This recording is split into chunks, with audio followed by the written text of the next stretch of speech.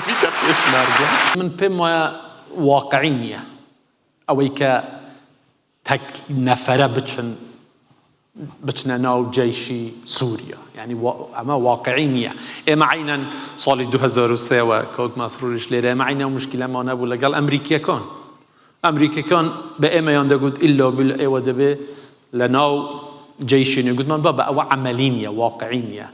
اینجا دوای 3 ڕۆژ مناقشە هاتنە سەر ئەوەی ناوێک بدۆزنەوە، گوتیان شەڕکەرانی چیا، ماوتن ڕێنجرز، ئەو ناوەیان دۆزیەوە. جا بە بیرم دێ وەختە پرسیاری کاک مەسرۆریان کرد، گوتیان ئەرێ ئەگەر ئەوە تەرجمە بکەین دەبێتە چ ماوتن ڕێنجەر؟ مەسرۆریش کاک مەسرۆری پێ گوت وەڵا دەبێتە پێشمەرگە.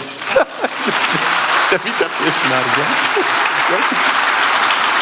کاکە بەنسبەت ئەوانیش عینەن مەوزوعە، واقعی نییە تۆ پێی بڵێ تاک ئێوە دەبێ بێن لە ناو جەیشی سووریدا خۆتان ئەوە بکەن، دەبێ فۆرمۆلێکی تر بدۆزرێتەوە.